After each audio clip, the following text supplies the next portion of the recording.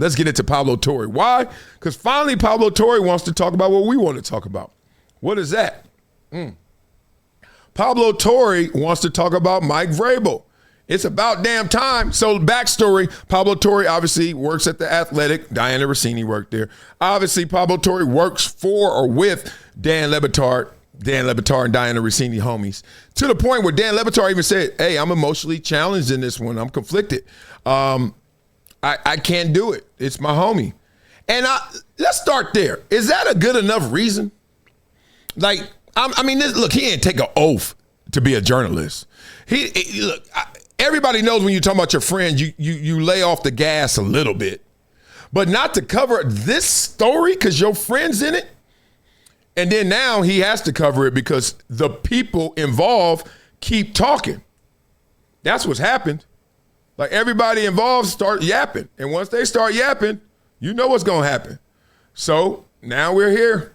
Pablo Torre got to find out. Let's see what he found out. Really something that anyone cares about, but everyone loves to gossip about.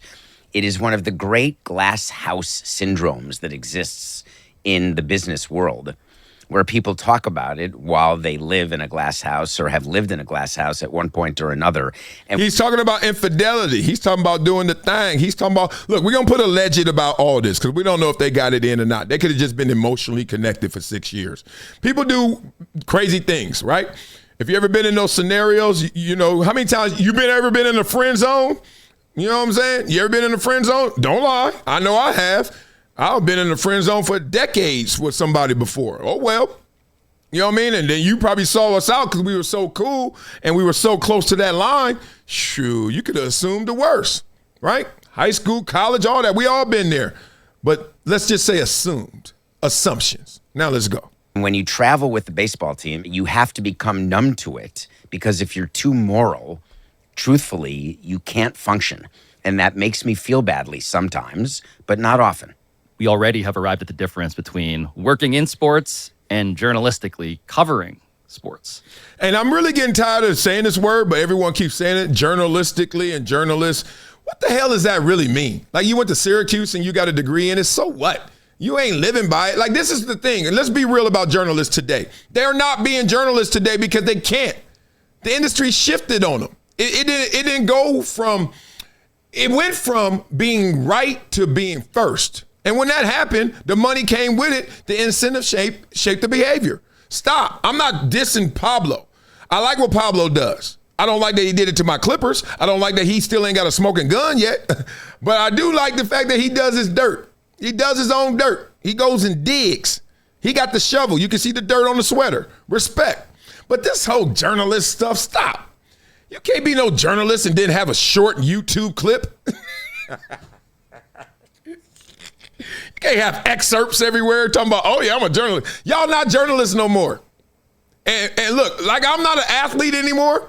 You're not a journalist anymore. You're a guy that's talking about things and you're choosing when to talk about them. You're choosing selectively when you think it's appropriate to be a journalist. Because if so, who gives a damn that's your homegirl? Who gives a damn who you work with? Journalists? Uh-oh.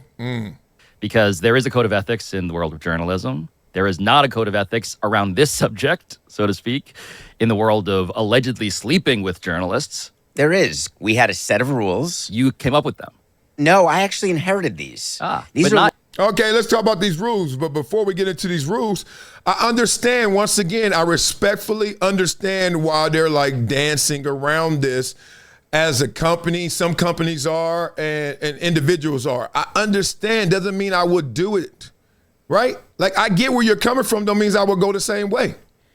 You know, like that's just me. Okay, that's just me. Now, at the same time, they're going there now. Better late than never. So let's give them the runway to go. Long-standing rules. Not the commissioner's office. This is the Marlins. This is wherever I've been. Where you were the Expos and then the Marlins. You're the president of the team. Yeah. It was just a very simple rule. My view, and I've spoken to players about this a lot, there's ample opportunity. Just be very careful. And this was the same rule on Wall Street. Ample opportunity. Try not to where you eat. You hear him? Ample opportunity. First of all, let's start there, and then just don't mess around where you are, like where you get your money from, where you got to be, etc. Now, saying that is almost telling the kid not to touch the cookies in the cookie jar. Like, that's the first thing they're going to do as soon as you turn your back. I'm going to tell you why. Because a lot of these relationships come out of convenience. They don't come out of, like, connection. They don't even come out of, like the connection of physical attraction or emotional attraction. None of that. It starts off with you right here, I'm right here, my antennas go up, and let's go. It's primal almost. Give you an example for all y'all who haven't been in locker rooms or Wall Street, as he said. We all know the workplace. You at work. You go to work first day, all you care about is, man, where's the bathroom? Where's my cubicle? Where's the boss's desk? And where's the cafeteria? Everything else, I don't give a damn. I don't care about these people. I'm trying to get my grind on. I'm about to become the CEO of this in 5 years. I'm on a mission. Okay, you are. But let's check in on you in month 3. Oh, is that you hanging over there by Tanya's cubicle? Again? Thought you were focused, man. You are, but you know, you're mingling. You're letting your guard down. They're becoming associates, which is going to become friends. They went from acquaintances to associates to friends. Now you guys are hanging. Who's at the cafeteria with you? Tanya. You guys have so much in common. Maybe you should take this and, hey, you got a family, I got a family. Let's let the families meet. Let's hang on the weekend. Cool. We have so much in common. Kids around the same age. Yeah. Then your husband is so cool with me because he knows I'm good. I'm the work friend. And my wife likes you and your family. Good. Now we talking even more and then even more depth. I ain't even that attracted to you, but I keep seeing you everywhere. My antenna goes up. Boom.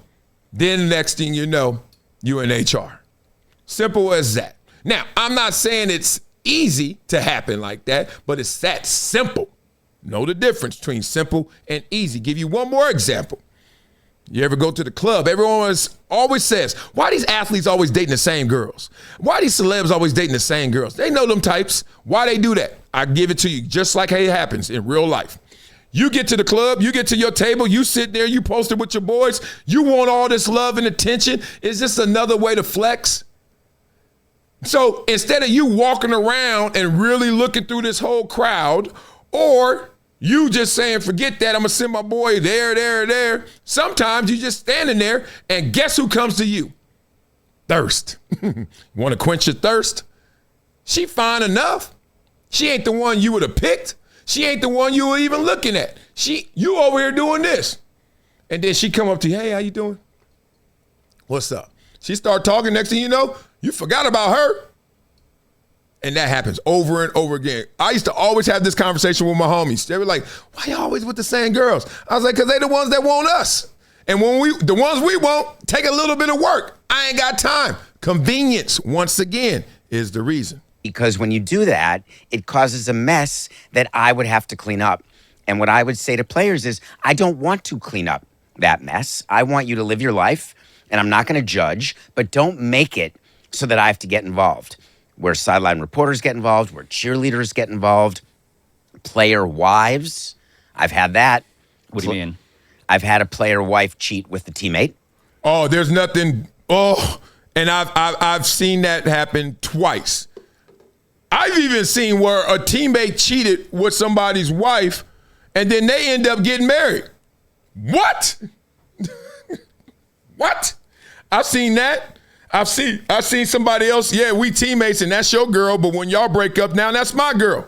What? I've seen that. I've seen also cats react to this. And there's nothing worse than you got my teammates, you with your teammate girl. I mean, we all know famous cases. This ain't even outing somebody. The whole Kaepernick one. Kaepernick was, what's the dude that used to play the DN that was so damn good but just couldn't keep his head straight? Him. That was his ex. Kaepernick's girl or wife right now. Real spit. I only said it because it was public. I just forgot his name. But he was a beast. And the point is, we see Derek Fisher's, Matt Barnes, like, come on. But I'm telling you, if you really want somebody to touch that third rail, mess with a teammate's wife or a teammate's girl. That's a problem. Oh. So I've had that, and that creates. I just don't want mess. I don't want, and you know me You're the well. Marie Kondo of player infidelity. That's exactly. So listen, and I tell them that. I am not ever going to tell you what to do. I'm just going to ask you not to involve my time because I don't have a lot of it.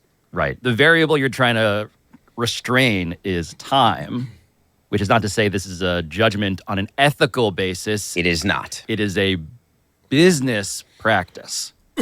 I'm getting tired of people trying to hide and say this is not an ethical conversation and we're not going to judge them. Yes, we are. But you got to understand where the judgment comes from. If you guys know your holy books, ye judge, ye shall be judged. Does not mean don't judge. It means whatever you use as judgment in metric, in measurement, will be used against you. Godly people don't read. I'm not judging. Yes, you are. It's okay. Just know it's coming back your way. And that don't mean karma. It just means how you look at the world is the way the world gonna look at you. Goodness, people don't understand that. I get another person misconstrue, ye judge, ye shall be judged. All in me, and God knows you judging. He knows your heart. You think your boy know you judging. Man, look at her. Oh, I ain't tripping. Man, look at him. Oh, I ain't tripping. Shut up. Yes, you are. It's okay. Oh, people are so scared to just step out of there and be real about what they really are going through and what they really feeling. But you are judging, and it's okay. Just know that they're going to judge you. If you're looking at his car, you're looking at his 6-tray. He got a 6-tray Chevrolet, ragtop Impala, top dollar. Got his cousin laid back, riding shotgun. Because he got front and backs, hydraulics, hot ones. Whoop, whoop. Cam. He got that. And you looking at it like, oh, that's clean. Who ain't did this before? Oh, that's clean. Look at that. Damn. Oh, he on them dangers to them things. Rope. Whoo, that thing. Let me see. Hey, homie, can I see your car real quick? Yeah. Come on over here, man. Man, I got the chrome undercarriage, all that. Oh, that thing lit. Ooh, cool. Appreciate you, big dog. You walk away and you say, man, I wouldn't have did all that with the chrome and stuff. But other than that, it's fine. No harm, right? The dude didn't even hear you. Just you and your boy just chopping it up. You like, I loved all this, but I ain't love all that. But watch what happens to you. Somebody gonna see you riding around looking fresh. And then he gonna come up to you. Can I see your car? Oh, yeah, there, yeah. Then he gonna walk away and all he gonna say is, yeah, I wouldn't have did that. But other than that, it's dope. Ye judge, ye shall be judged. So simply put and so perfectly put. It is exactly that. So the issue comes when something in your orbit expands to other people's orbit. That's what you try to avoid. Man, that was genius right there. That is why we got to slap ourselves when we lie. And we all lie. Trust me, if we get caught slipping, the first thing is this lie going to work? Because I don't want to deal with these consequences. Once you realize quickly, and hopefully you got a better spidey sense than Dianna, Dirty Dianna, you realize, oh, this ain't going to work. Sometimes you just know you can't lie. Like some things, like with time and stuff, you can lie about why, but you can't lie about it. You can say, all this happened. All this happened, and somebody's just sitting there staring at you like, yeah, but you still did it, okay? I could go rob a bank right now and then give you a bunch of financial reasons. I could go to the liquor store and steal a bunch of bread and some food and then say, oh, my babies needed to eat, but we still know, come on, yeah. So in this situation, the lies are the problem. This story could have been dead by now. I really think it would have been dead because the draft would have took over and blah, blah, blah. But instead, you dismissed us. You laughed at us for just being curious of what the hell were y'all doing? And instead of saying, oh, this is what we're doing, which no one would have initially, but you quickly thereafter need to say, uh-oh. Say nothing or tell the truth. We're not done. Well, the thing that everybody wishes they could have avoided was the New York Post. And I want to explain how this broke because, again, I'm a journalist. You're the former team president. Different sides of this aisle, but both of us trying to discern, decode what's actually happening here. And the way this broke was in the New York Post.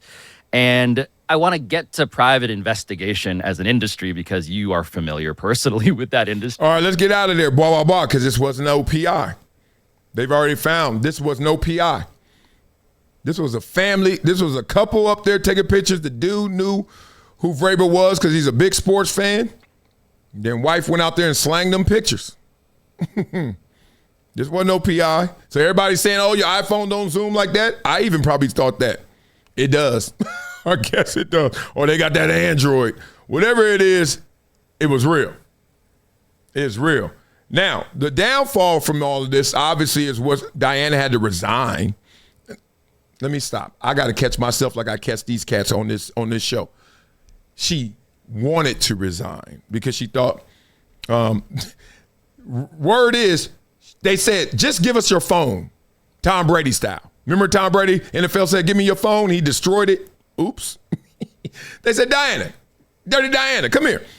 Dirty Dianna, let me see your phone. And then your job is good. Let me just see your phone. We know what we're looking for. She was like, I'm leaving this sexist place. You guys are misogynists. Yeah, okay.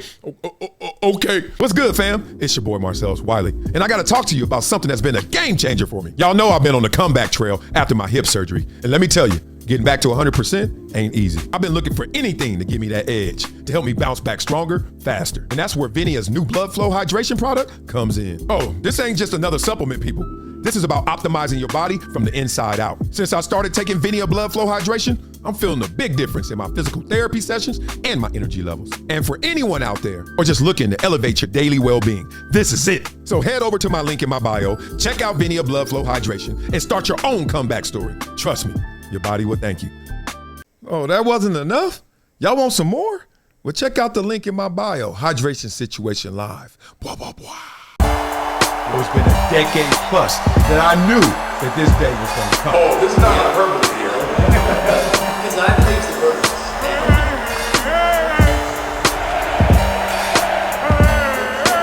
Time to hydrate. Hydration's the situation, so